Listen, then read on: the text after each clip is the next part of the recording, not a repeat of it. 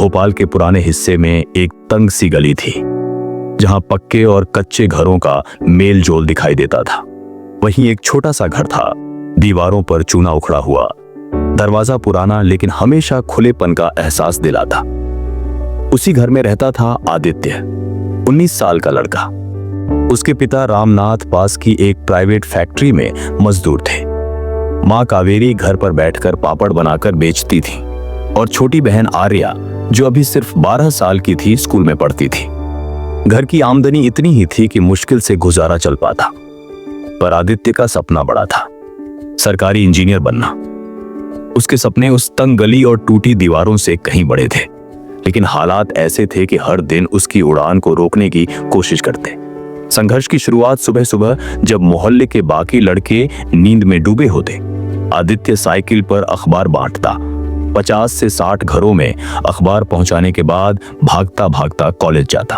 दोपहर को वह मोहल्ले के छोटे बच्चों को ट्यूशन पढ़ाता ताकि घर में थोड़ी मदद हो सके, और रात को मां के साथ पापड़ सुखाने में हाथ बटाता। जब सब सो जाते तब वह अपनी पुरानी किताबें खोलकर पढ़ाई शुरू करता। उसके लिए रातें सबसे कीमती थीं।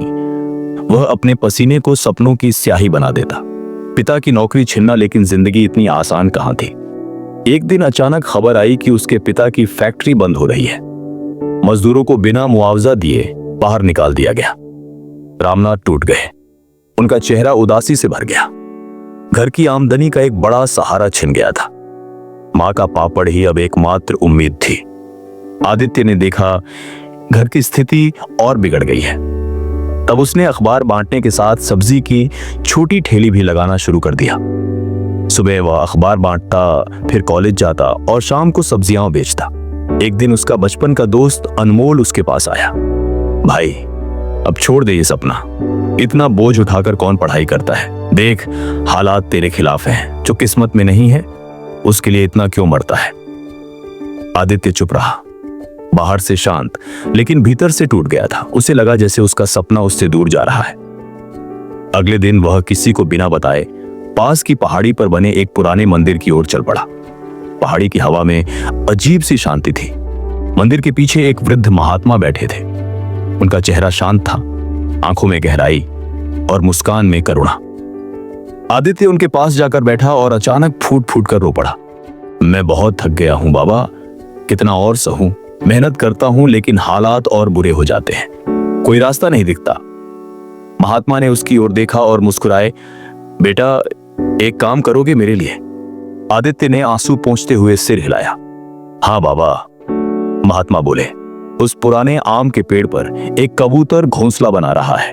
अगले 10 दिनों तक रोज जाकर उसका घोंसला तोड़ना, बस यही करना है। कोई सवाल मत पूछना। आदित्य हैरान हुआ, कबूतर का घोंसला तोड़ना? क्यों? लेकिन महात्मा की आंखों में अजीब भरोसा था। वह चुप हो गया। पहले दिन उसने पेड़ पर जाकर देखा, कबूतर टहनियां जोड़ रहा था। उसने घोंसला गिरा दिया, दिल भारी हो गया।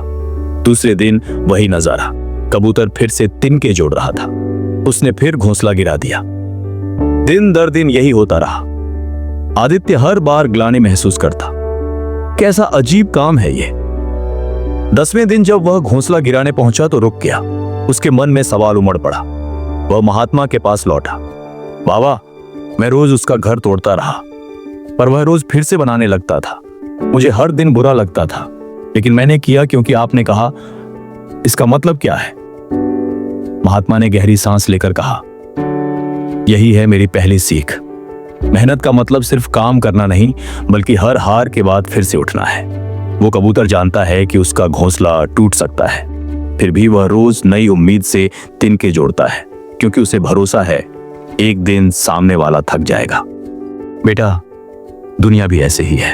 हालात तुम्हारे सपनों को बार बार गिराएंगे, लेकिन अगर तुम कबूतर की तरह रोज उठोगे तो एक दिन तुम्हारे सपनों का घर बनकर रहेगा। आदित्य की आंखें चमक उठी, जैसे मन की गांठ खुल गई हो। महात्मा ने आगे कहा, और दूसरी बात, वो समय जब तू सब्जी बेच रहा है, अखबार बांट रहा है, मां के साथ पापड़ बना रहा है, यह भी बीत जाएगा। समय कभी एक जैसा नहीं रहता। आज तू संघर्ष कर रहा है, लेकिन कल वही समय तुझे सलाम करेगा। बस 2 बातें याद रख। 1, लगातार मेहनत हार को हराती है। दो बुरा समय भी हमेशा नहीं रहता। उस दिन के बाद आदित्य का नजरिया बदल गया। उसने संघर्ष को बोझ नहीं बल्कि सीढ़ी मान लिया। वह दिन रात पढ़ाई करता रहा। सब्जी बेचते समय भी उसके कानों में किताबों की बातें गूंजती रहती।